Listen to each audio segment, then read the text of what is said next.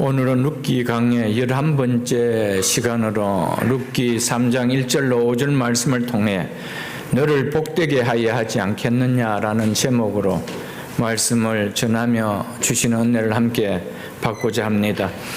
나오미는 보아스에 대한 생각하는 것이 며느리 룻과는 달랐습니다. 룻은 보아스를 자신에게 도움을 주는 인격이 훌륭한 좋으신 분 정도로 알았지만 나오미는 우리 가문에 잃었던 기업과 끊어졌던 생명을 회복시켜 줄 수 있는 기업 물을 자로, 즉 친족 구속자로 고엘로 알았다는 것입니다. 나오미는 보아스에 대한 생각이 룻과는 달랐기에 보아스에 대한 마음에 일어나는 기대와 소망도 나오미는 달랐습니다. 그래서 나오미는 보아스가 우리 기업을 물을 고엘이라는 것을 단순히 아는 것으로 만족하지 않고 이 보아스를 통해 내 인생과 내 가정에 누리게 될 복을 위하여 나오미는 적극적으로 행동을 취합니다. 그것이 오늘 본문의 내용입니다. 1절을 보겠습니다. 룻의 시어머니 나오미가 그에게 이르되 내 딸아 내가 너를 위하여 안식할 곳을 구하여 너를 복되게 하여야 하지 않겠느냐.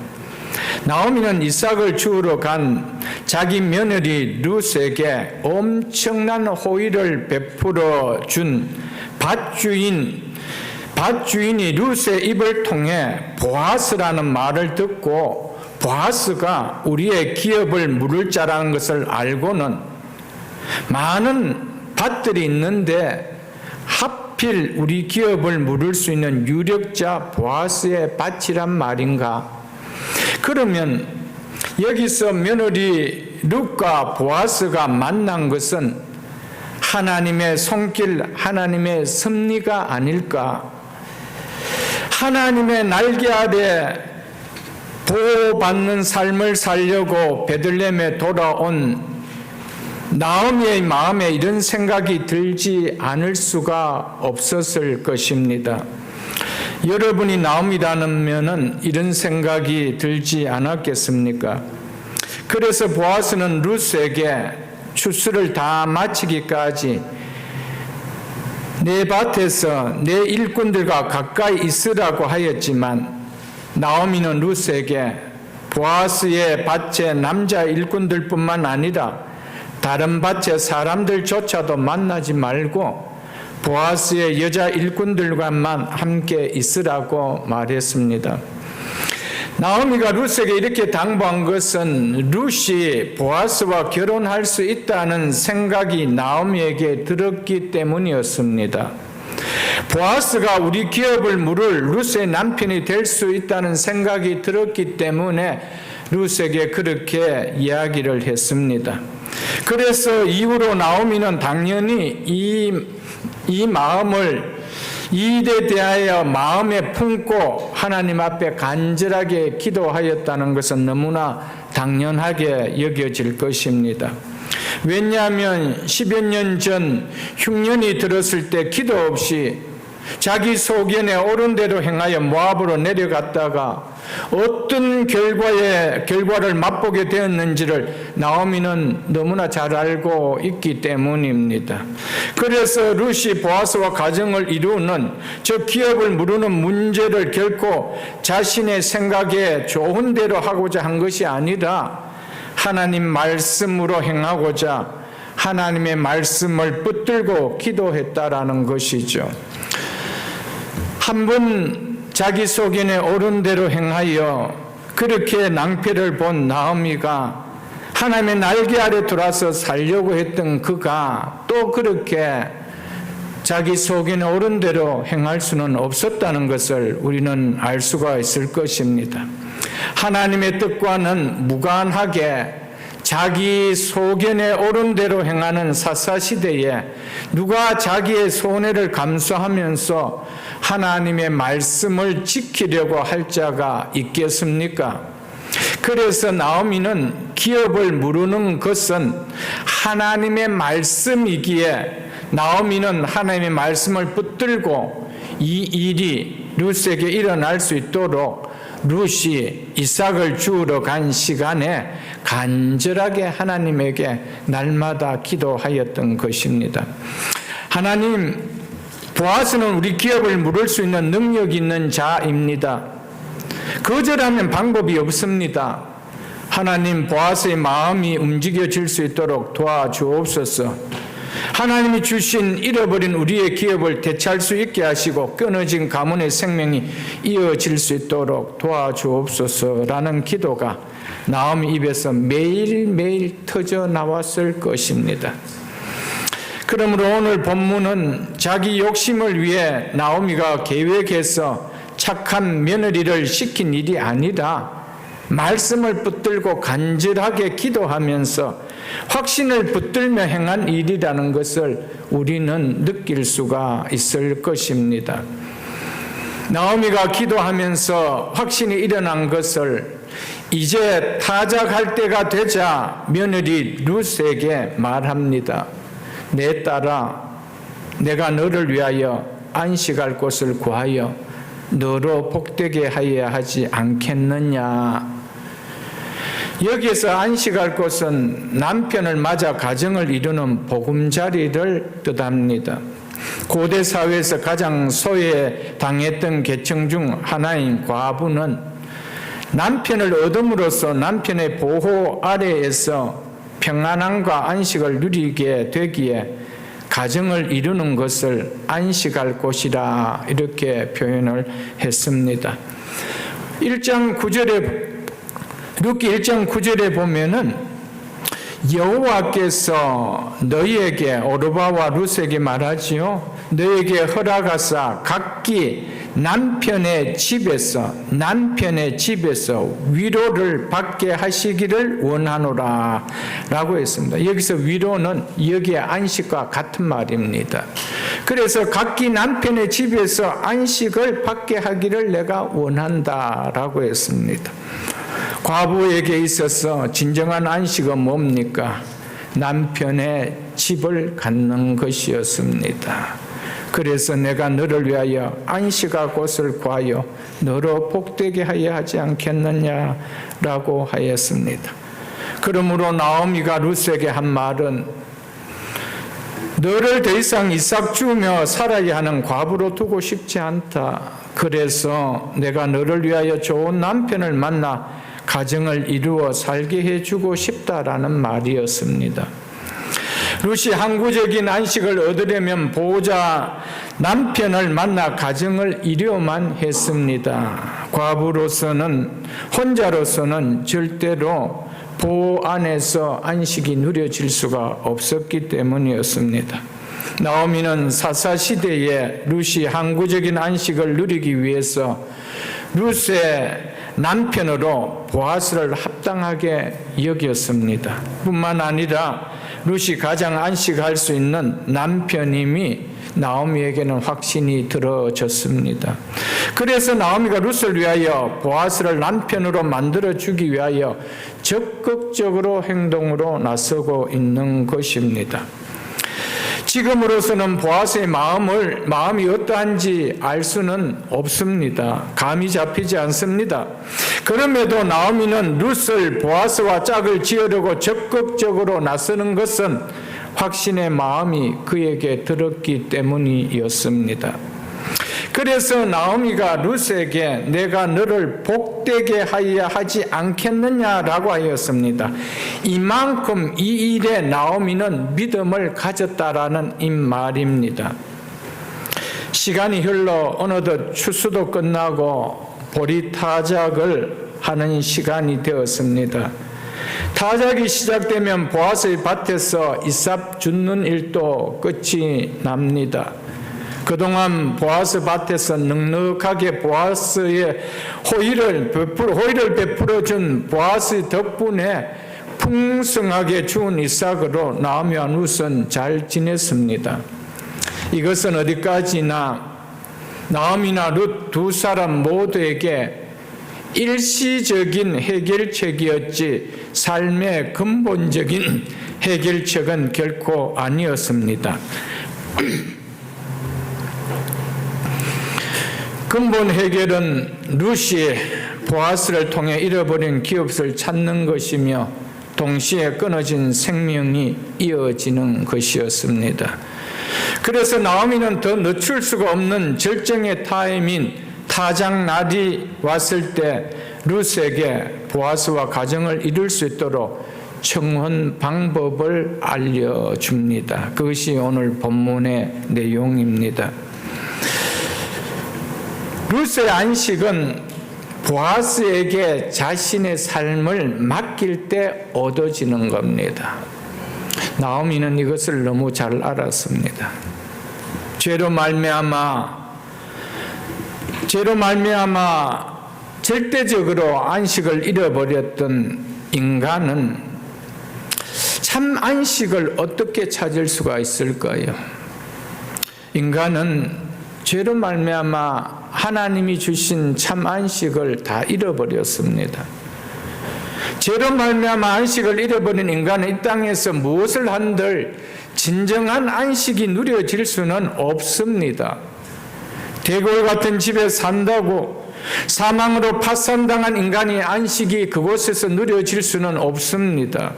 많이 배우고 좋은 직장을 가졌다고 죽음 앞에서 절망할 수밖에 없는 인간이 배움 속에서 좋은 직장 속에서 안식이 누려질 수는 없다는 것입니다. 7, 80살 동안 나름의 안식을 누려보려고 자신이 가진 것으로 애써 볼 뿐이지 참 안식은 결코 누려질 수도 없고 찾아질 수도 없습니다. 죄로 말미암아 영적으로 파산당한 인간이 누릴 수 있는 진정한 안식은 보아스를 통해 그림자로 보여준 예수 그리스도밖에 없다라는 것입니다. 오직 예수 그리스도 한 분밖에 없다라는 것입니다. 죄로 말미암아 잃어버린 에덴을 되찾을 수 있는 우리의 고열 되시는 우리의 구속자 되시는 예수만이 우리에게 진정한 안식을 줄 수 있다는 것, 이것이 본문을 통하여 우리에게 주는 메시지입니다. 그래서 나오미는 룻의 안식이 보아스에게 자신의 삶을 맡길 때만 일어나는 줄 알았습니다. 그래서 그 일을 하기 위해서 애썼습니다. 사랑하는 성도 여러분, 우리는 많은 경우에 예수 그리스도께로 나왔지만은 예수 그리스도께 자신의 삶을 맡기지 않습니다. 내 삶을 맡기고 내 시간을 맡기고 내 인생을 맡기면 내가 너무 불편할 것 같고 내가 손해를 볼 것 같고 불이익을 당할 것 같고 그래서 맡기지를 못합니다. 예수는 믿는데 예수님과는 너무 거리가 멀어요. 예수는 믿는데 예수님과 한 집안에서 살지 않고 있어요. 딴 살림을 차리고 살아가는 것이 우리 현대 그리스도인입니다. 그래서 참 안식이 없어요. 예수를 믿는데 안식이 없어요. 그래서 세상 사람과 똑같이 야곱의 우모를 기웃거립니다. 물통 들고 가서. 그래서 돈을 많이 벌면은 내가 좀 기쁠까? 여행을 많이 하면 내가 기쁠까? 좋은 것을 내가 가지면 좀 기쁠까? 늘 그럽니다. 거기에 목말라 합니다. 왜요? 내 삶을 온전히 보아스에게 맡기지 못하기 때문이죠. 예수 그리스도께 맡기지 못하기 때문입니다. 돌아보십시오. 여러분 예수를 믿고 참 안식이 누려졌습니까? 여러분의 시간과 삶과 여러분의 모든 미래까지 예수 그리스도께 모든 것을 맡겼었습니까? 어떻습니까?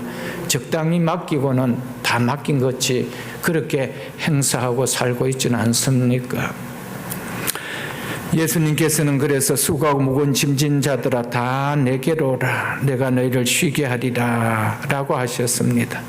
내가 너희에게 안식을 주리라고 하는데 와서는 함께하고 싶지 않습니다. 그러면 내 인생이 너무 없어질 것 같고 너무 힘들 것 같고 그래서 여전히 넓은 길로 가면서 거기에서 안식을 찾고자 하고 있다라는 것입니다. 예수님은 자신을 가리켜서 인자는 안식일의 주인이라고 했습니다. 우리에게 진정한 안식을 주시는 분은 예수 그리스도 그분 안에 들어갈 때입니다. 그분 안에 내 시간을 맡기고 내 삶을 맡기고 내 인생을 맡길 때입니다. 그럴 때 그분이 내 모든 삶을 책임져 주기에 내가 안식할 수 있는 거예요. 우리는 맡기지 못하기 때문에 내가 안식을 취하는데 하나님 좀 도와달라는 것밖에 아니라는 것이죠. 여러분, 우리의 삶이 여기서 유턴해야 됩니다. 주님께 오셨습니까? 맡기십시오. 그분은 우리에게 쉼을 주신다고 약속하신 분입니다. 내가 진정 너에게 안식을 주시겠다고 약속하신 분입니다. 맡기십시오. 그분은 유력자입니다. 그분은 우리에게 모든 것을 감당해 줄 수 있는 능력자라는 것을 우리에게 말해 주고 있습니다. 예수님은 우리에게 안식을 주시기 위해서 우리의 고엘로, 우리의 구속자로 이 땅에 오셨습니다. 구원은 죄로 말미암아 잃어버렸던 안식의 회복을 말해 줍니다. 아담과 하와가 죄로 말미암아 잃었던 그 안식, 에덴을 회복시켜 주는 것이죠. 나오미는 자신의 소중한 것들을 잃고 나서야 무엇이 인생을 복되게 하는 것인지 바르게 깨달았습니다. 인생이 살아갈 동안 참 안식을 누리지 못하면 결코 복된 인생이 아니구나. 이것은 결코 복된 것이 아니구나 라는 것을 나오미는 그때 깨달았습니다. 나오미는 모압으로 갈 때만 해도 가진 것이 풍족하면 그것이 어디든지 자신이 어디에서 어떻게 살든 안식이 누려질 것이야. 내 삶은 안식할 것이야. 이렇게 생각했던 자였습니다. 결과 나오미는 안식을 누리지 못했을 뿐 아니라 안식 자체가 없었습니다. 그래서 며느리 룻에게도 안식을 주지를 못했습니다. 그는 와서 깨닫는 것이 안식은 바로 안식을 누려줄 수 있는 진정한 남편 안에 들어갈 때인 것을 알았습니다. 그가 보아스인 것을 알았습니다. 우리가 예수 그리스도 안에서 참 안식을 예수를 믿고 있지만 진정 깨닫지 못한다라면 우리의 자녀들에게 안식을 줄 수가 없음을 우리는 나오미를 통하여 좀 깨달을 수가 있어야 됩니다. 여러분의 삶이 가졌든 가지지 못했든 배웠든 배우지 못했든 어느 환경에서 살아가든 예수 그리스도 때문에 누구보다도 내 삶에 평안이 누려지고 안식이 누려진다라면은 그 예수 그리스도를 우리의 자녀들에게 물려주지 않을까요? 진정한 안식의 삶이 우리 인생의 가장 복이라는 것을 안다라면은, 그리고 그 안식이 예수 그리스도 안에서 누려지는 것이 안다라면은 나오미처럼 어쩌든지 격이 맞지 않아도 보아스를 룻의 남편으로 만들어 주려고 애쓰지 않을까요? 우리가 그걸 누려보지 못하기에 세상 것으로 자녀들의 안식을 누려주려고 합니다. 큰 집 사주면은 안식을 누리겠지. 많은 유산을 물려주면 저들이 좋은 집에서 살면은 안식을 누리겠지. 그렇게 여기는 것이 현대인의 생각입니다. 말씀만이 진리입니다. 말씀만이 진리입니다. 하나님이 우리에게 말씀하시는 말씀만이 진리인 줄 알고 예수 그리스도 안에 우리의 자녀들을 넣어 주십시오. 많이 가졌든 적게 가졌든 많이 배웠든 적게 배웠든 그 안에 안식이 누려집니다. 예수 그리스도 안에 안식이 누려지지 않기 때문에 늘 그 가정 속에, 그 기업 속에, 그 일터 속에, 내 생애 속에, 내 인생 속에 나를 찌르는 엉겅퀴와 가시가 돋아나는 거예요. 안식이 없다라는 증거입니다. 아담과 하와가 범죄한 이후 그들에게 안식이 없다라는 것을 뭘 통해 보여줬습니까? 땀을 흘려야 된다는 것. 그리고 그들의 삶의 현장에 엉겅퀴와 가시 덤불이 돋아난다는 겁니다. 여러분, 옛날보다 좋은 집에 살고 계십니까? 더 넓은 곳에 살고 계십니까? 더 좋은 차를 타고 계십니까? 평안하십니까? 더 안식이 있습니까? 그만큼 여러분들은 하나님 예수 그리스도의 품 안에는 얼마나 더 들어가 보셨습니까? 거기에서 안식을 누리려고 해야 되죠. 뭔가를 하나 더 가져서 더 뭐 명품을 하나 더 걸쳐서 안식을 누리는 것이 아니라 그만큼 말씀의 자리 안에 들어감으로 말미암아, 예배 자리 안에 들어감으로 말미암아, 기도 안에 자리에 들어감으로 말미암아, 예수 그리스도 안에 들어감으로 말미암아 안식을 누리려고 해보십시오. 가지지 않아도 기뻐요.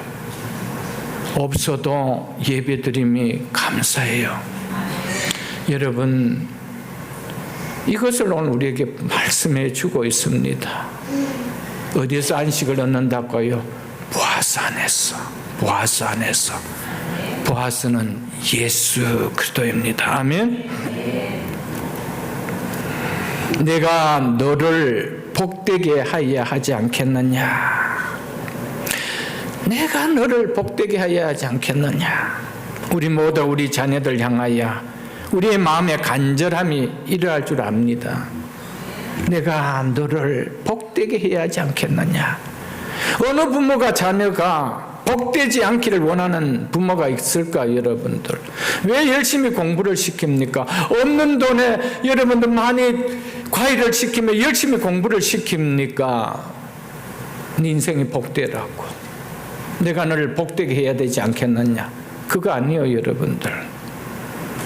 생각만 내 자녀가 복되게 해야지 한다고 복된 자녀가 될 수 있을까요? 말로만 내가 내 자녀를 복되게 해야지 한다고 해서 복된 자녀가 되나요? 그래서 열심히 없는 돈을 빌려서라도 공부시키지 않나요? 그래서 학군을 조사해서 좋은 학군에 보내려고 하고 있는 거 아니에요? 복되게 해야 되는데 말만 아니고 부모가 직접 나서잖아요, 여러분들. 세상적으로 복도 그렇게 만들어 주려고 하는데 진짜 복되신 예수 그리스도를 안다라면은 우리가 어찌 내가 너를 복되게 하여야지 않겠느냐, 이게 말로만 끝나서 되겠냐는 거예요, 여러분. 한번 그 자녀를 위하여 기도의 눈물을 쏟아보지도 않고, 그 자녀를 위하여 말씀 붙들고 한번 말씀 가르쳐 보지 아니하고, 그 자녀들에게 예배를 어떻게 드려야 되는지 한번 이야기해 보지도 않고, 내가 너를 복되게 해야 되지 말만 한다고 생각만 한다라고 롯이 복되졌나요, 여러분들?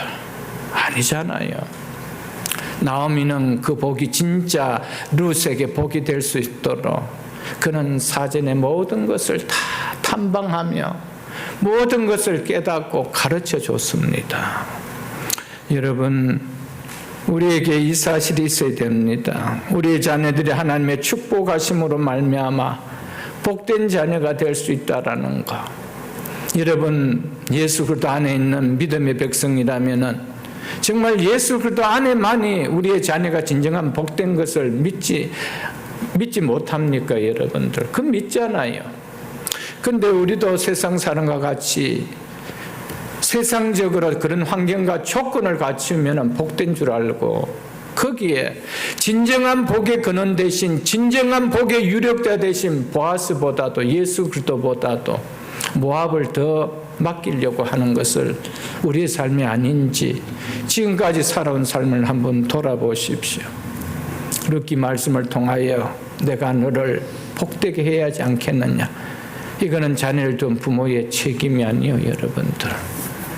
이거는 단순하게 말도 아니고 생각도 아니고, 그렇다면 진정한 복 대신 그분 앞에 기도해야 돼요. 내 자녀들 이름을 부르며 그들의 인생을 두고 기도해야 되죠. 복되기를 원하는데 예배 자리를 소홀하게 만들어서 되겠어요? 믿음을 싸구려서 만들어 되겠어요, 여러분들? 사랑하는 성도 여러분, 하나님의 말씀이 진리입니다. 하나님 말씀만이 진리예요, 여러분. 시간이 지나 보면은 내가 정말 한 농사를 지었구나, 진짜 바른 농사를 지었구나는 하나님 말씀 앞에서 증명이 되는 거예요, 여러분들. 하나님 말씀 앞에 정말 하루라도, 한 달이라도, 1년이라도 달리 우리가 움직인다라면 그 누림은 다를 거 아니에요, 여러분들.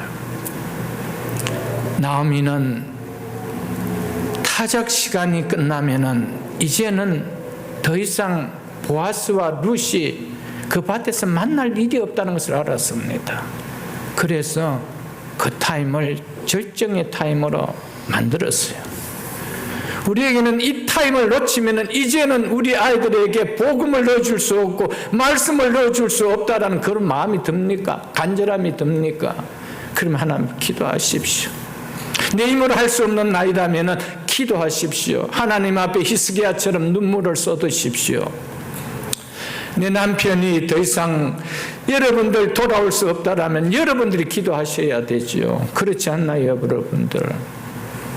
이 타임 놓치면 안 된다는 간절한 타임이 나오미에게는 있었어요. 그래서 룻을 불러놓고 모든 것을 지시했습니다. 사랑하는 성도 여러분, 오늘 이 말씀이 내 자녀뿐만 아니라 내가 우리 남편을 복되게 해야 하지 않겠느냐? 내가 우리 가정을 복되게 해야 되지 않겠느냐? 내가 우리에게 주신 우리의 기업을 복되게 해야 하지 않겠느냐? 이 결심이 오늘 일어날 수 있기를 주님 축복합니다. 그래서 오늘 설교 제목을 초두에 잡았습니다. 내가 너를 복되게 해야 하지 않겠느냐? 사랑하는 성도 여러분, 내가 우리 교회를 복되게 해야 되지 않겠느냐? 내가 우리 구역을 복되게 해야 되지 않겠느냐? 내가 우리 성가대를, 내가 맡은 우리 부서를 복되게 하지 않겠느냐? 말로만 되어집니까? 기도해야 되죠. 나오미는 말로만 하지 않고 룻이 이삭을 주러 간 그 시간에 하나님 앞에 엎드려 기도합니다. 하나님, 보아스가 우리의 기업 물을 자 되게 해 주옵소서. 그가 거절하면 방법이 없습니다. 하나님 도와주옵소서. 사사시대 때 보아스를 만나야 룻이 진정한 안식을 얻을 수 있습니다. 누구를 만나야 되겠습니까? 말씀을 붙들고 말씀을 아는 자가 말씀을 던졌을 때 그 말씀 앞에 순응할 수 있지 않겠습니까? 모두 다 자기 유익에 좋은 대로 살아가는 이 시대에, 손해 당할 일 안 하려고 이 시대에 하나님, 누가 기업을 물으려고 하겠습니까? 보아스밖에 없습니다. 하나님 도와주옵소서. 이 기도했다라는 것이죠. 사랑하는 성도 여러분, 믿음을 가진 여러분이 여러분의 가정을 복되게 할 수 있고요. 먼저 믿은 내가 우리의 자녀들을, 우리의 남편을 복되게 할 수 있고요. 우리의 가정에 주신 일터와 생업들을 복되게 할 수 있어요. 먼저 믿은 우리가 우리에게 주신 공동체를 복되게 할 수 있는 거예요. 아멘. 나오미의 남은 인생의 목표는 며느리 룻에게 안식을 주는 것이었습니다. 복되게 하는 인생이 되게 하는 것이었습니다. 보아스를 통하여 그것을 누리게 해주는 것이었습니다. 우리 모두의 남은 인생의 목표가 나오미처럼 사랑하는 내 자녀들에게 예수 그리스도로 말미암아 그들의 인생에 진정한 안식을 누리는 삶이 있게 해주는 것, 그것이 우리가 되어야 되지 않겠어요? 우리의 남은 인생에 뭐 특별한 인생의 목적이 있습니까? 내가 이때부터 열심히 공부해서 대학 총장이 될 거야, 뭐 그런 꿈을 갖고 있습니까? 빌 게이츠와 같은 기업인이 되겠다, 이런 꿈을 갖고 있습니까? 그것도 귀합니다. 우리의 남은 인생에 진정한 꿈이 있다면, 인생의 목적이 있다면 여호와의 기업으로 주신, 하나님의 선물로 주신 우리의 자녀들 복되게 키우는 거 아닐까요? 복되게 만드는 거 아닐까요? 하나님께서 짝지어 주신 가정을 이루어 주신 이 가정을, 믿음을 가진 나를 통하여 복되게 만드는 거 아닐까요, 여러분들? 이게 우리의 남은 인생의 목적이 되어야 돼요, 여러분들. 그 꿈을 가지고 있다라면 땀을 흘려야 되죠. 땀을 흘려야 되죠. 누가복음 8장에 보면은 네밭 비유 가운데 돌밭 비유를 이야기하면서 이렇게 이야기합니다. 습기가 없어 말라버렸고 그랬습니다. 돌밭이 왜 결실을 하지 못했느냐? 습기 습기가 없어서, 그 땅에는 습기가 없어서 말라버렸다라고 했습니다. 물이 없다라는 것이죠. 여러분, 내 가정도 내 기업도 공동체도 습기가 없으면 말라버립니다. 기도의 눈물 없이 가정에 결실이 일어날 수가 없어요, 여러분들. 힘쓰는 성김에 땀 없이 여러분 가정을 세울 수는 없습니다. 그래서 지혜로운 여인이 집을 세운다고 했습니다. 기도하셔야 돼요. 자녀들을 섬기고 남편을 섬기는 땀을 흘려야 되죠. 교회도 마찬가지입니다. 기도가 마르고 섬김의 봉사가 마르는데 여러분 거기에 결실이 있을까요? 습기가 없으면 말라버렸다라고 했습니다. 그러면 그곳에 무엇이 날까요? 엉겅퀴가 나죠. 가시덤불이 나죠. 그거는 물기가 없어도 나옵니다. 사랑하는 성도 여러분, 우리의 가정에 진정한 안식을 누리는 가정이 되고 복된 가정이 되려면 이 가치를 아는 나오미처럼 가치를 아는 자가 먼저 엎드려야 돼요. 기도해야 돼요. 눈물의 기도가 있어야 되고 섬김에 땀이 있어야 돼요. 여러분, 결국 나오미가 이 가정 세운 거 아니에요, 여러분들. 왜요? 믿음이 있었기 때문에.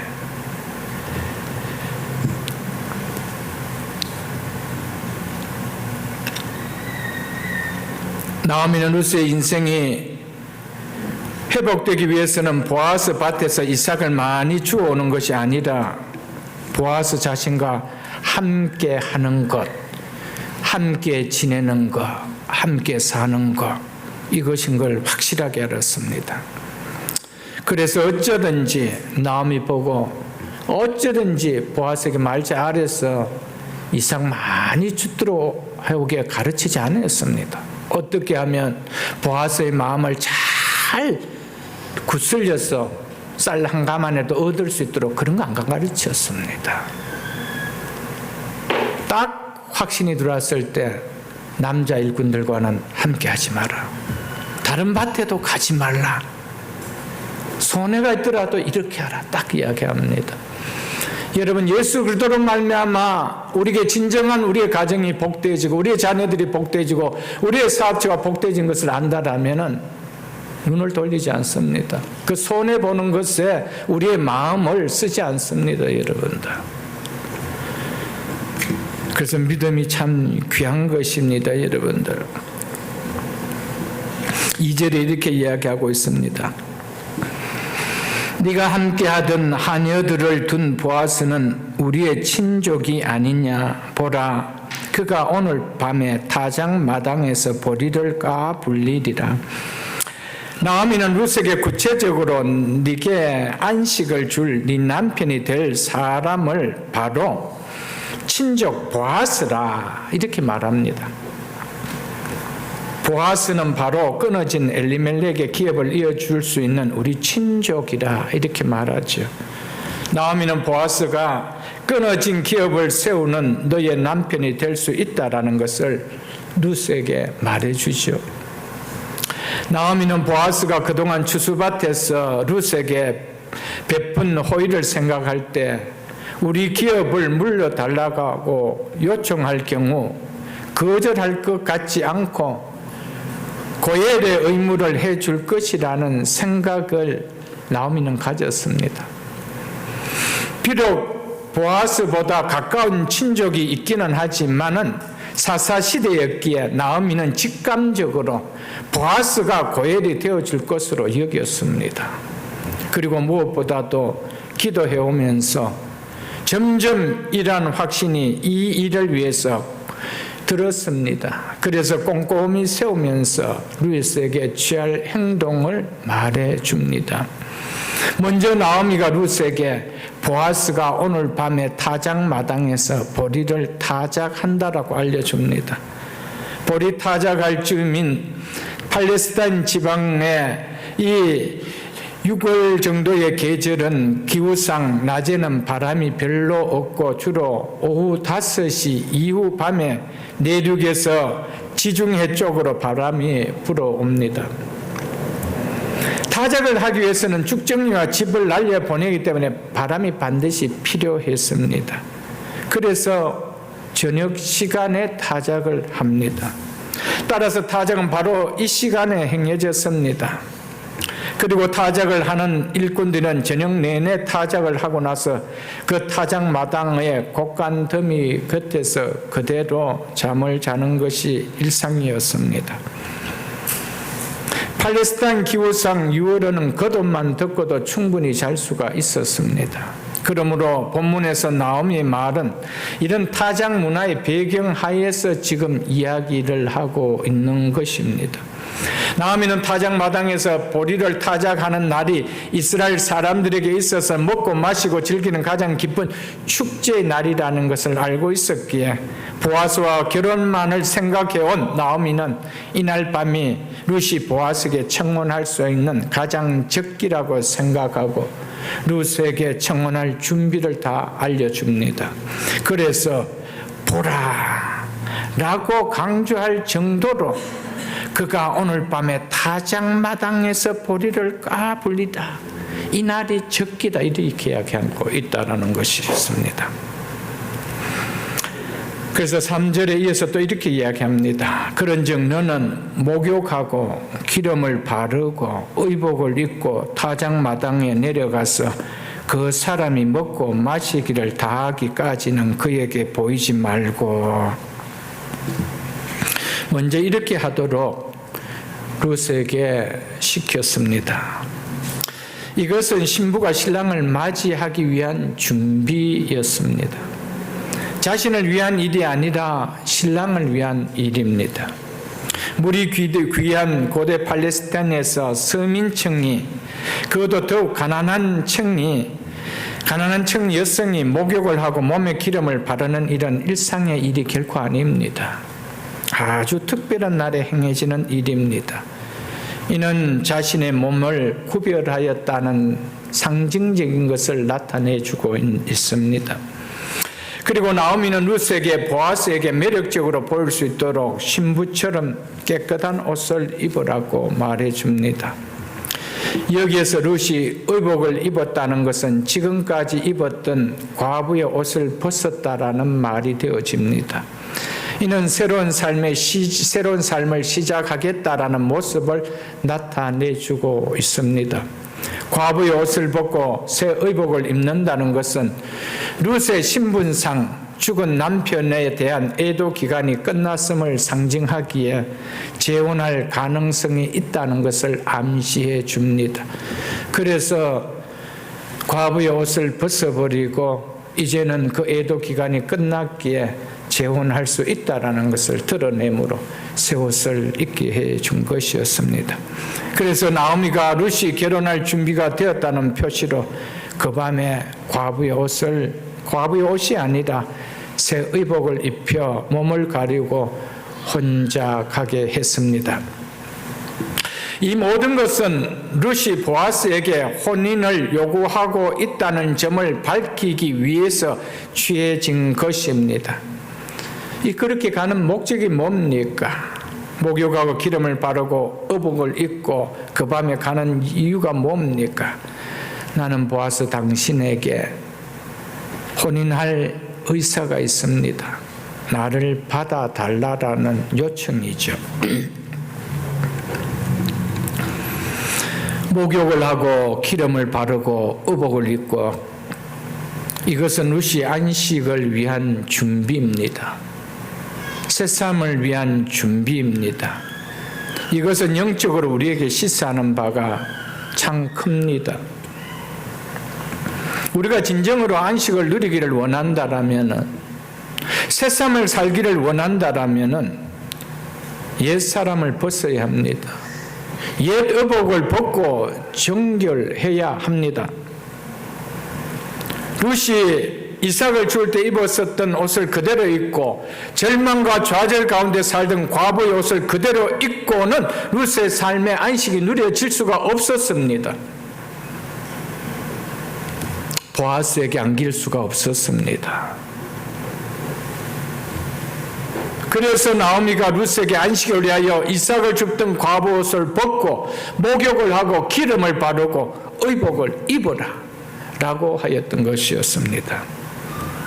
우리가 예수를 믿는다고 하며 교회를 다닌다 해도 내 삶은 여전히 이삭을 줍던 옛사람의 때에 옷을 벗어버리지 못하고 그대로 입고 산다면 좌절과 낙심에 빠진 절망의 옷을 벗지 못하고 여전히 패배의식에 갇혀 실패의식에 갇혀 살아간다라면 어떻게 그 인생의 그 삶에 안식이 누려질 수 있겠습니까? 회복의 기쁨이 누려질 수가 있겠습니까? 우리에게 안식을 주시는 이 주일에 예배에 나와 예배를 드려도 안식이 누려질 수 있습니까? 찬양을 불러도 찬송을 하여도 기쁨이 일어날 수가 있겠습니까? 옛사람의 옷을 그대로 입고 좌절과 절망에 빠진 패배의식에 갇혀가 있는 실패의식에 갇혀가 있는 그 절망의 옷을 그대로 입고 예배를 드린다면 그게 안식이 있을까요, 여러분들? 창세기 35장에 보면 야곱이 외삼촌 밧담 아람에서 돌아와 머물지 말아야 할 세겜에서 세월을 가는 줄 모르고 지나다가 딸 디나가 끔찍한 사고로 인해 야곱의 집안이 가나안 족속에 의하여 멸절당하는 위험에 놓이게 되자 그때 하나님께서 야곱에게 일어나 베델로 올라가서 거기 거주하며 거기에서 제단을 쌓아라 라고 말씀하지 않았습니까? 그 말씀에 야곱이 자신에게 이런 큰 어려움이 닥친 이유가 있어야 할 자리가 아닌 곳에 내가 세월을 허비하며 그렇게 하나님이 기뻐하지 않는 삶을 살았기 때문인 것을 알았기 때문이었습니다. 창세기 35장 2절로 3절을 한번 보겠습니다. 53쪽입니다. 창세기 35장 2절로 3절입니다. 그래서 야곱은 집안 가솔들에게 이렇게 지시를 내립니다.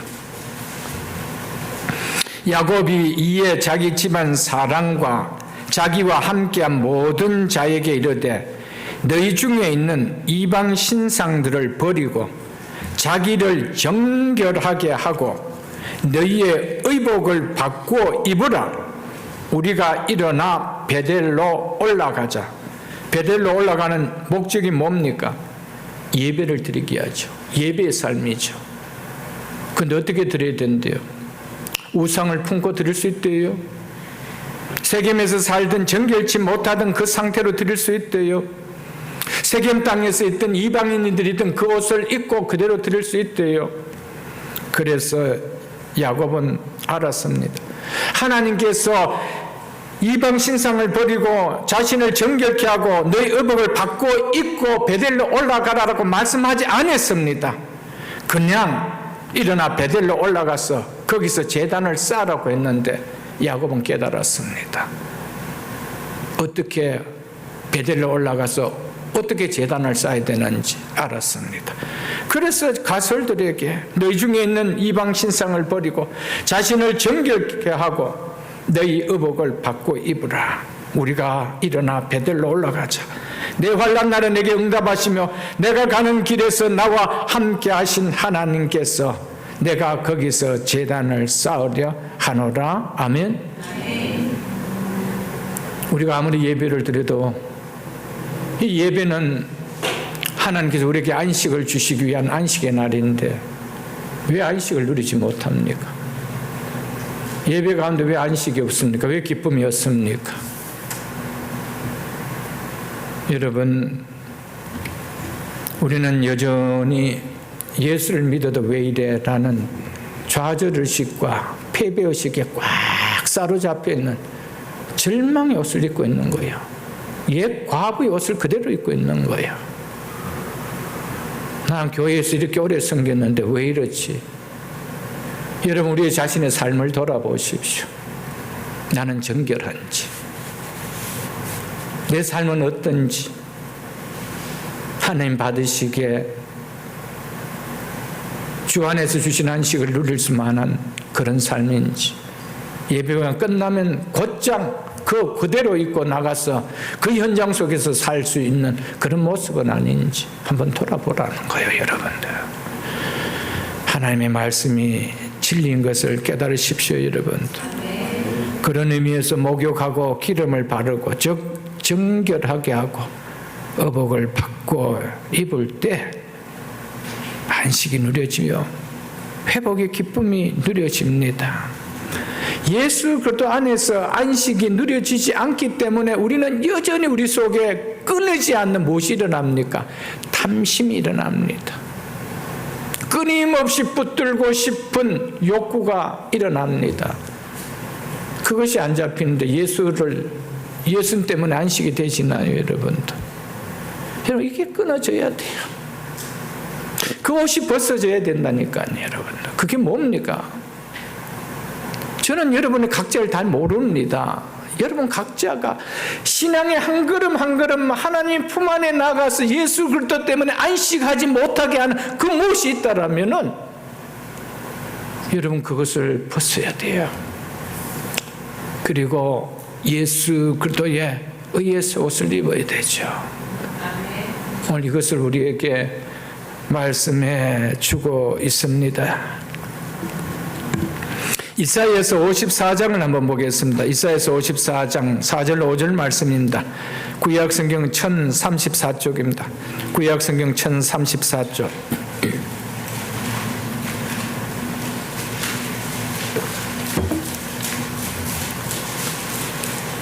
우리 하나님께서 우리에게 어떤 약속을 하신지 보십시오.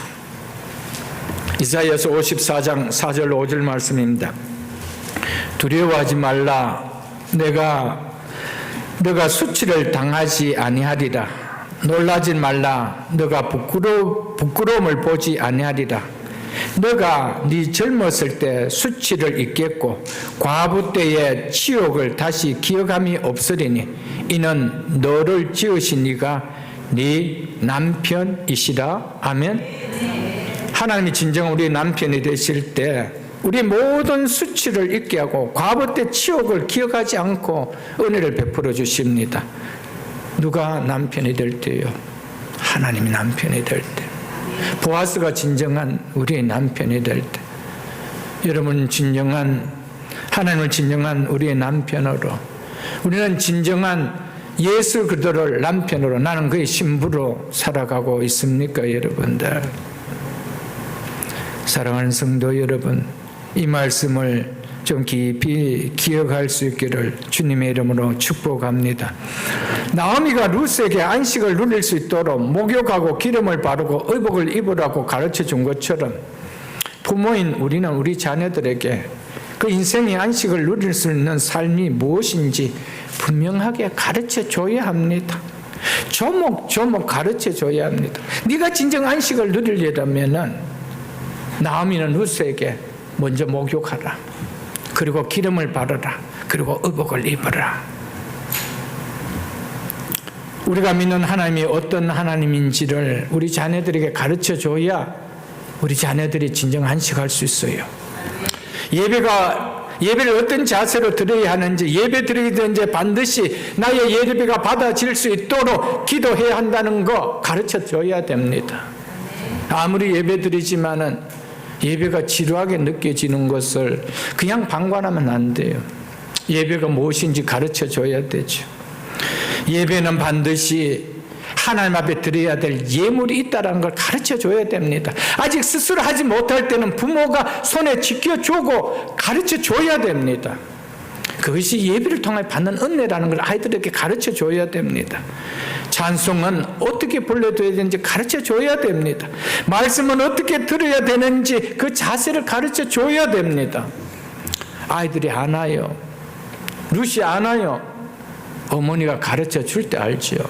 우리가 가르쳐 줄 때 자녀들이 깨닫는 거 아닌가요, 여러분들? 왜 우리는 이 세상의 문화를 쫓지 않고 성경을 가까이 하며 살아야 되는지 가르쳐 줘야 그 인생이 복된 인생이요, 진정한 삶의 안식이 있는 인생이 되지 않겠어요? 왜 우리는 하나님을 사랑하며 살아야 하는지 가르쳐 줘야 그 아이들이 안식을 누리지 않겠어요? 왜 우리는 교회를 사랑하며 살아야 하는지 자녀들에게 가르쳐 줘야 합니다. 왜 우리에게는 신앙이 그렇게 소중한지 가르쳐 줘야 합니다. 가르쳐 줄 때 진정한 안식이 누려지죠, 여러분들. 우리가 우리의 자녀들 복되게 해야지 하는 진정으로 소망이 있다라면은 가르쳐 줘야 합니다. 우리의 자녀들이 복된 자녀로 자랄 수 있는 것은 부모인 우리가 가르쳐 줬기 때문이 아닐까요, 여러분들? 가르쳐 주지 않으면은 할 수가 없는 거예요, 여러분. 그래서 신앙은 교육이라고 하잖아요, 여러분들. 신앙은 교육을 통하여 이루어지는 거예요. 그래서 이스라엘 백성에게 뭐라 그랬습니까? 너는 내 자녀들에게 가르쳐라고 했습니다. 가르쳐라. 집에 있었든지 길에 있든지 어디에 있든지 가르쳐라고 했습니다. 그래서 잠언 22장 6절을 보겠습니다. 935쪽입니다. 구약성경 935쪽 잠언 22장 6절에 이렇게 말씀하고 있습니다. 마땅히 행할 길을 아이에게 가르치라. 즉 어려서부터 가르치라. 그리하면 늙어도 그것을 떠나지 아니하리라. 아멘. 왜 자녀들이 교회 잘 다니는 것처럼 보이다가 대학 가고 청년이 되면 신앙을 떠날까요? 교회를 떠날까요? 교회 생활에도 형식적으로 할까요? 어릴 때부터 가르치지 않았기 때문에요. 근데 가르쳐야 될 것 이것이 무엇이래요? 마땅히 행할 길이래요. 우리가 마땅히 행할 길로 여기지 않기 때문에 가르치지 않았어요. 근데 무엇은 열심히 가르쳤습니까? 세상 교육은 뼈가 부러지도록 엄청난 지출을 감당하면서도 가르치는 거예요. 여러분, 신앙을 이렇게 가르친 거예요, 여러분들. 모든 성경은 의로 교육하기에 교육과 책망과 의로 교육하기에 유익하다 그랬습니다. 여러분, 듣기 싫은 말씀을 내 귀에 들릴 때 그때 사는 역사가 일어나요, 여러분. 내가 듣기 싫은 말씀이 들릴 때 그 말씀을 끝까지 안 들어보십시오. 여러분, 끝내는 후회할 타임밖에 없습니다. 우리 자녀들이 부모가 책망할 때 일찍 말을 들을 때 그 아이가 곱게 바로 자랄 수 있지요. 그 부모가 이야기하는 책망을 듣기 싫다고 계속 어겨보십시오. 바르게 자라지는 않습니다. 성경은 우리를 교훈과 책망과 의로 교육하기에 유익하다 그랬습니다. 말씀만 우리를 바로 잡아줬습니다. 왜 바로 잡아줬습니까? 우리를 복된 인생 되기 위하여, 우리의 삶 속에 진정한 복을 주시기 위함인 것을 잊지 마십시오, 여러분들.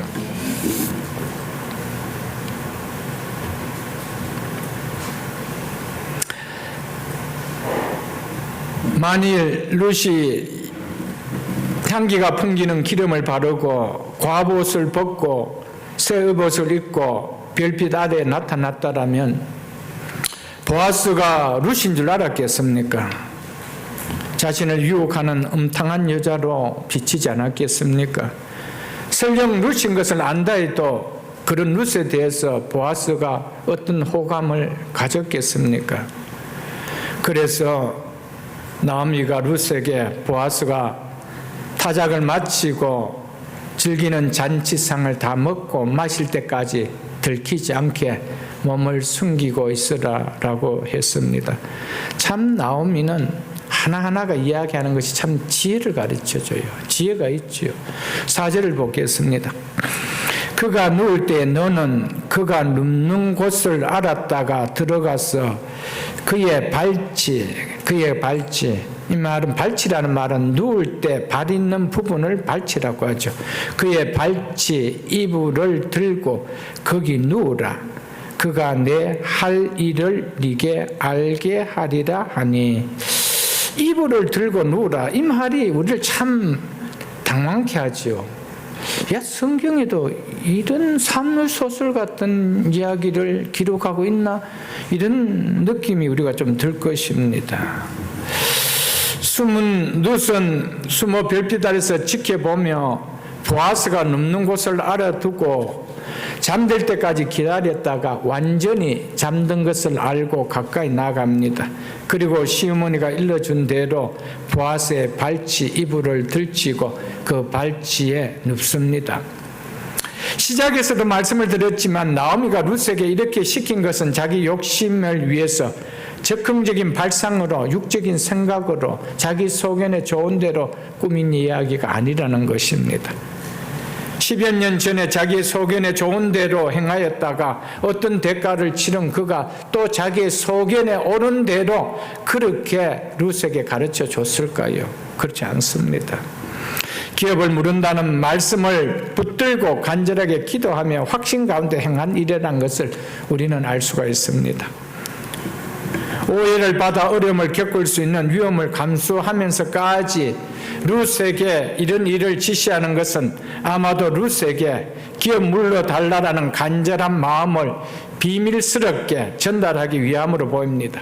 그리고 절박한 심정을 전달하기 위함으로 보여집니다. 그래서 위험하게 보이는 모험적인 행동이었지만은 룻은 지켜야 할 성과 하나님의 법도를 무시하지 않았습니다. 룻은 보아스에게 어떤 부도덕적인 일도 행하지 않았습니다. 어떻게 하느냐고요? 11절을 보겠습니다. 그리고 이제 내 딸아 보아스가 이 룻에게 이야기하는 것이죠. 두려워하지 말라. 내가 네 말대로 내게 다 행하리라. 네가 현숙한 여인인 줄 나의 성읍 백성이 다 아느니라. 지금 보아스의 입에서 너는 현숙한 여인이라 하는데 엄탕한 여인의 모습을 드러낼 수 있겠어요, 여러분들? 그게 아니라는 것을 우리는 알 수가 있을 것입니다. 그리고 여기서 우리 번역에 이불이라고 해서 우리가 방에서 덮는 이불로 연상하기가 쉬운데 7절에 보면은 보아스가 먹고 마시고 마음이 즐거워 가서 곡식단 더미 끝에 눕는지라라고. 곡식단 끝에 누웠습니다. 근데 여기에 뭐 방에 덮는 이불을 덮겠어요. 아까도 이야기했지만 타작하는 그 시간에 팔레스타인의 여름은 이 의상 입고 있는 겉옷을 덮을 정도로만 충분했습니다. 지금 보아스가 입었던 겉옷을 이야기하고 있습니다. 그것을 우리 표현에는 그것을 이불이라고 이렇게 표현하니까 마치 우리가 방 안에서 뭔가가 이 은밀한 곳에서 일어나는 것이 그렇게 여겨지고 있어서 그런 생각이 혹 들지도 모를 것입니다. 지금 곡식단 덤에서 잡니다. 그렇기에 타작 시즌에는 겉옷만 덮고도 충분히 잘 수가 있었습니다. 따라서 몸을 덮고 있는 겉옷의 발 부분을 접어 올리고 거기에 네가 누우라고 하고 있죠. 그 발 정도 부분에 자기 머리 정도가 이제 닿는 것이죠. 즉 보아스의 발 부분에 놓기 위해서 발 부분에 겉옷을 접어 올리는 것을 말해주고 있습니다. 그의 발치 이불을 들고 거기에 누우라. 이 행동은 룻이 보아스에게 청혼을 하는 것입니다. 8절로 9절을 보겠습니다.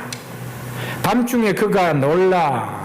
그가 누굽니까? 보아스지요. 놀라 몸을 돌이켜 본즉 한 여인이 누굽니까? 룻이죠. 자기 발치에 누워 있는지라. 이르되 네가 누구냐 하니 대답하되 나는 당신의 여종 룻이오니 당신의 옷자락을 펴 당신의 여종을 덮으소서. 룻은 청혼에 대한 상징적인 표현으로 이렇게 말했던 것이었습니다. 룻이 보아스의 날개 아래서 보호받는 길은 보아스와 결혼이었기 때문에 당신의 옷자락을 펴서 당신의 여종을 덮어달라. 내가 당신에게 결혼하기를 청혼합니다. 이 말을 상징적으로 이렇게 표현했던 것이었습니다. 이는 당신이 기업 물을 자 됨이기 때문이다. 이렇게 이야기하고 있죠. 나오미가 이렇게 계략을 세워 며느리 룻에게 시킬 수 있었던 것은 그동안 추수밭에서 보아스가 룻에게 보여준 그의 믿음 때문이었을 것입니다. 보아스는 결코 룻을 내치지 않을 것이라는 믿음이 나오미에게 들었기 때문이었습니다. 룻이 보아스 밭에서 이삭을 줍는 추수기간 동안 보아스와의 많은 만남이 있었습니다. 이로 인해서 보아스와 룻의 관계는 첫날 밭에서 만난 것보다 훨씬 풍성한 관계의 만남이었을 것입니다. 성경은 다 말하고 있지는 않지만 나오미가 이렇게까지 지시하는 것을 보면 룻이 이삭을 줍고 집에 돌아와서 밭에 있었던 이야기를 들려줄 때마다, 그 이야기를 들을 때마다 나오미는 어느 정도 이 둘의 관계가 대한 그 감이 잡혔습니다.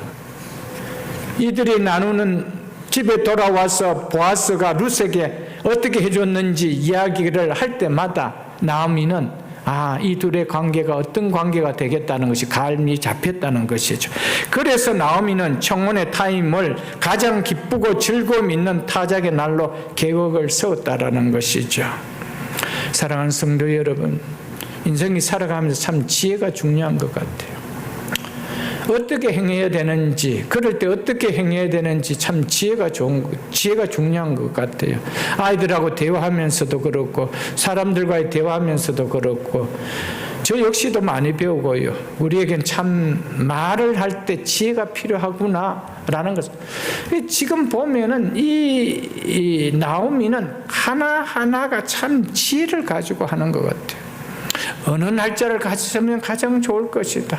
어떤 때면은 가장 좋을 것이다. 이것을 다 알았다는 것이죠.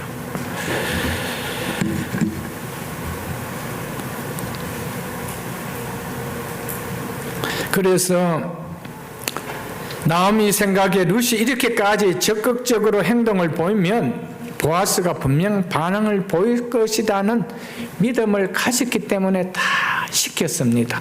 그리고 마지막에 뭐라고 이야기합니까? 그가 누구냐? 보아스죠.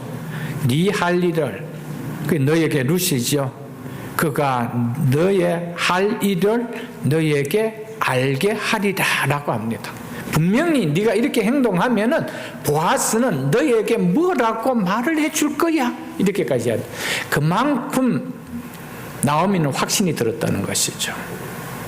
그냥 막연하게 확신이 아닙니다. 추수 기간 동안에 들어왔던 이야기, 그리고 이 문제를 안고 하나님 앞에 기도했던 그 기도, 그 모든 것을 종합해 볼 때 확신이 왔다라는 것입니다. 그가 내 할 일을 네게 알리라. 이 의미는 내가 이 밤에 그렇게 할 때 보아스가 네가 왜 그렇게 하는지 그 의도를 안다라는 이 말이죠. 그래서 보아스가 내 할 일이 무엇인지 알려준다는 것입니다. 이것은 또한 보아스의 마음을 움직일 분은 하나님이라는 것이죠. 무슨 말을 할지 그 말을 하게 하시는 분은 하나님이라는 것을 알았다는 것이죠. 나오미는 그가 무슨 말을 분명히 할 것이다. 그런데 그 말을 하게 하시는 분은 하나님이라는 것이죠. 여러분, 우리가 아무리 애를 쓰고 힘쓴다 하더라도 마지막 그것을 결정하시는 분은 여호와 하나님입니다. 여호와 하나님이라는 것을 우리에게 말씀해 줍니다. 우리는 하나님을 의지하는 믿음으로, 하나님의 은혜를 구하는 믿음으로 기도하며 말씀의 순종을 보이는 최선을 다한다라면은 그것은 우리가 할 수 있는 최선입니다. 그러나 그 결과가 일어나게 하는 것은 하나님의 목입니다. 설령 나오미가 지금 이렇게 하는 이야기가 뭘까요? 설령 그 자리에서 보아스가 아니라고 한다더라도 하나님은 세건 또한 하실 일이 있다라는 것이죠. 그래서 그가 네게 할 일을 할 일이다. 그가 예스 하겠다 말을 하고 있지 않아요. 안 하고는 있는 거지요. 노를 한다 하더라도 하나님은 우리가 기도하고 행한 일에 하나님은 또 하나의 우리의 생각 넘어 일이 있습니다. 보아스가 가장 적합하다면 하나님 보아스를 주실 것입니다. 그래서 룻은 하나님을 의지하며 시어머니 나오미가 지시하는 대로 다 순종을 합니다. 그것이 5절이지요. 룻이 시어머니에게 이르되 어머니 말씀대로 다 행하리다 하니라.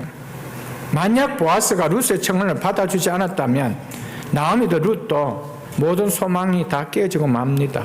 어쩌면 다시는 보아스로부터 어떤 도움도 받을 수 없는 현숙한 여자가 아닌 수치스러운 여자로 베들레헴 성읍에 소문이 날지도 모를 것입니다. 그런 위험을 감수가 하고 하는 것이죠. 그러므로 이 행위는 룻도 성사가 되면 좋고 나오미도 되면 좋고 안 되면 말고 그런 식으로 우리 한번 해보자 라고 한 것이 아니라는 겁니다. 나오미도 룻도 믿음을 붙들고 하나님을 의지하며 자신의 모든 것을 걸고 행하는 일입니다. 여기 모든 사활을 겁니다. 이 문제가 아니면은 보아스가 아니면은 우리의 인생에 안식이 없다라는 거예요. 그래서 우리의 모든 사활을 거는 겁니다. 여기에 기적이 일어났다라는 것을 성경은 말해줍니다. 신앙은 때때로 용기가 필요한 모험을 요구할 때가 참 많습니다. 신앙생활하면서 얼마나 우리에게 이것을 결정해야 되는 용기를 가져야 되는 그런 타임이 참 많습니다. 우리는 그것을 많이 놓칠 때가 있죠. 여러분, 신앙에는 용기가 필요한 모험을 요구할 때가 참 많습니다. 모험을 걸 때가 있죠. 지금 룻처럼 모험을 걸 때가 있습니다. 만일 보아스가 거절한다라면 나 이제 더 이상 그 밭에 가지도 못할 텐데 어떤 도움도 얻을지 못한데 나는 이스라엘 성읍에서 현숙한 여자가 아니라 수치스러운 여자로 음탕한 여자로 소문이 날 텐데 여러분 쉽게 해줄 수 있는 결정이 아니죠. 모험이었습니다. 12년 동안 혈루병에 걸린 여인이 예수님의 옷자락을 만진 사건을 보십시오. 이것은 용기를 가진 모험이었습니다. 그 사람은 사람이 모인 곳에는 갈 수 없는 율법으로 부정한 몸을 가진 자였습니다. 그럼에도 불구하고 자신이 하혈하는 부정한 여자인 것을 알고도 돌을 던져 돌에 맞으면 나는 죽으면 죽으리라는 각오로 내가 예수님의 옷에만 손을 대도 나을 것이라는 믿음으로 온 힘을 다해 죽을 각오로 예수님을 에워싸 무리를 뚫고 예수님의 옷에 손을 댔을 때 기적이 일어났습니다. 신앙은 때로는 모험을 요구합니다. 그냥 평범한 장미밭길을 걷게 하는 것이 아닙니다. 아브라함은 길은 갈 바를 알지 못하는 모험의 길이었습니다. 거기에 뭐가 있을지 알 바를 몰랐습니다. 그냥 믿음을 붙들고 가는 거예요. 기업을 물은다라는 것은 하나님의 말씀이기에 말씀 붙들고 가는 거예요. 여러분, 때로는 모험이 있어요, 여러분들. 거기에 생각지 못했던 기적들이 일어나죠. 자기 키보다 배나 크고 엄청난 사이즈의 병기를 가진 골리앗을 소년 다윗이 두려워하지 않고 믿음의 물맷을 들고 나갔을 때 블레셋으로부터 이스라엘을 지키는 역사가 일어났지 않아요, 여러분. 모험이었습니다. 자기보다 키가 배나 크고 최신 병기를 갖고 있는 그 골리앗에게 단 물맷돌 하나 들고 간다는 것은 모험이었습니다. 여러분, 신앙은 때로 모험을 요구합니다. 그 자리 앞에서 앞뒤 다 재보고 이거는 안 될 거야 포기한다라면 우리의 삶 속에서는 정말 하나님의 능력을 맛보기는 정말 어려울 때가 많을지요, 여러분들.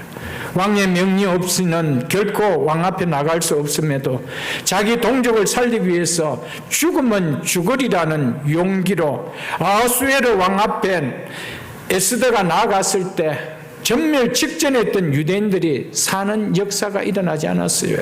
에스더에 보면 나오지 않아요, 여러분. 나갈 수 없습니다.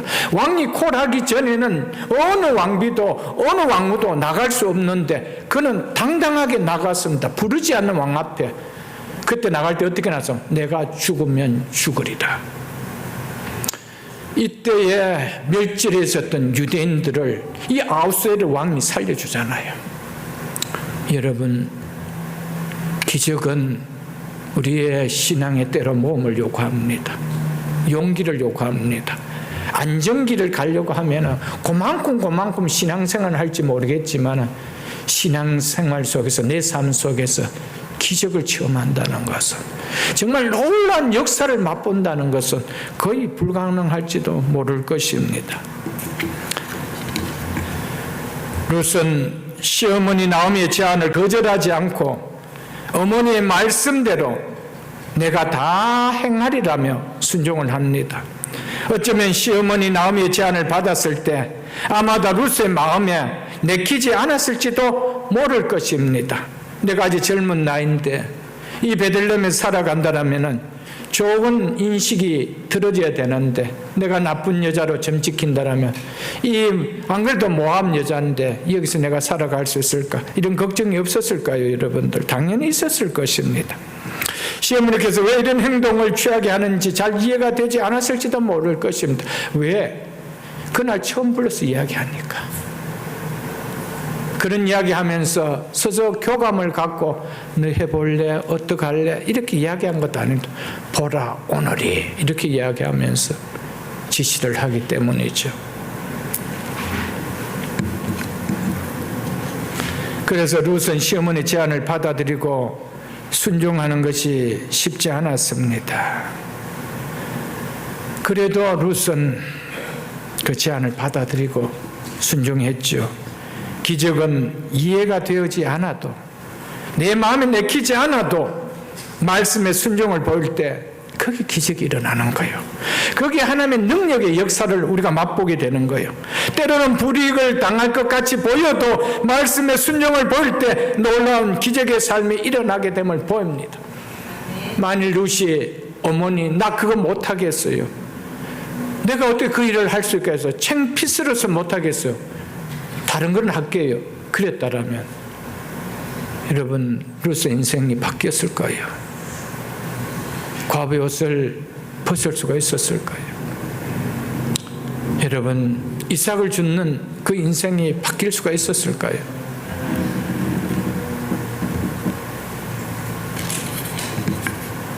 나오미의 믿음의 열성과 룻의 신앙 순종이 나오미와 룻의 인생을 완전히 바꾸어 놓는 기적이 일어났습니다.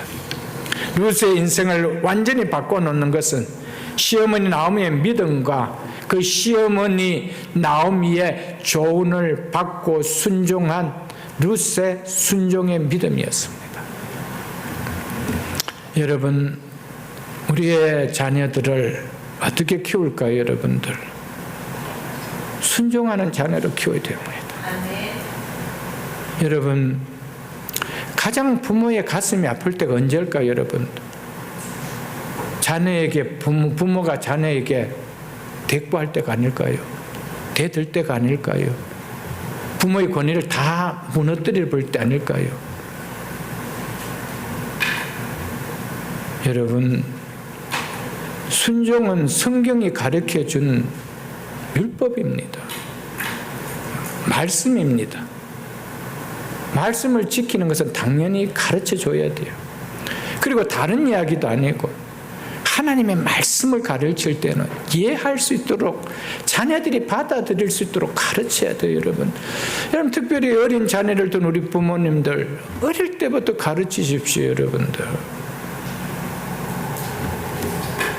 그게 진정한 가정의 화평이 일어나는 거예요. 안식이 있는 거예요, 여러분.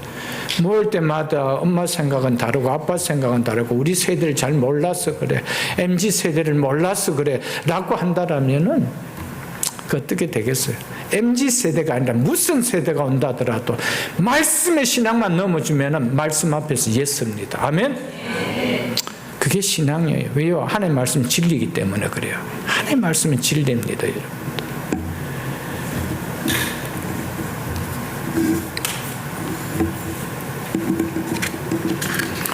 우리는 오늘 룻을 통해 선택이 얼마나 중요하다는 것을 깨달을 수 있어야 됩니다. 순종을 보인 바른 선택이 인생을 바꾸어 놓는다는 것을 우리는 깨달아야 됩니다. 불순종을 선택하는 것이 아니라 순종을 선택하는 것이 우리의 미래를 바꾸어 놓는다는 것을 오늘 본문을 통하여 우리는 깨달아야 됩니다. 말씀 앞에 내가 매일매일 어떤 선택을 하는 실험을 하느냐가 그 선택의 장래를 내가 보게 되면 누리게 될 것입니다. 우리의 미래는 하루하루 선택의 결과를 맛보게 되어지는 겁니다. 불순종을 선택할 것인가, 순종을 선택할 것인가. 부디 순종을 선택하는 믿음의 삶이 일어날 수 있기를 주님의 이름으로 축복합니다. 말씀을 맺겠습니다. 순종 없이 찾아오는 안식이 없음을 우리에게 마지막 절을 통하여 보여줍니다. 룻이 순종하지 않았다라면 룻에게는 안식이 없었습니다. 아담과 하와에게 에덴의 안식이 깨진 것이 뭐였습니까? 말씀에 대한 불순종 때문이었습니다. 말씀이 내게 불편하게 보여도 말씀에 순종할 때 진정한 내 삶과 내 가정에, 내 사업체에 안식이 있습니다. 순종 없이 찾아오는 안식은 결코 없습니다, 여러분들. 이 사실을 꼭 기억하십시오. 안식은 순종할 때 주어진 선물입니다. 말씀에 불순종하면서 삶의 안식이 누려질 수는 없습니다. 이것은 룻기만 아니라 성경 전체가 말해주고 있죠. 그래서 아담과 하와가 불순종했을 때 하나님께서 거기에서 나게 한 것이 뭐였습니까? 엉겅퀴와 가시 덤불이었다라고 하는 것은 우리가 볼 수 있을 것입니다. 너를 복되게 하여 하지 않겠느냐라는 이 말씀의 제목으로 말씀을 전했습니다. 우리는 이 제목을 붙들고 우리의 자녀들에게 정말 내가 복되게 해야 되지 않겠느냐, 진정한 안식을 주는 복된 인생으로 키워야 되지 않겠느냐, 정말 순종하는 정말 복된 인생으로 키워야 되지 않겠느냐, 암이 아니라 나오미처럼 적극적으로 삶을 통하여 실천함으로 이 복이 우리 가정 속에, 우리 공동체 속에 다 누려질 수 있기를 주의 이름으로 축복합니다.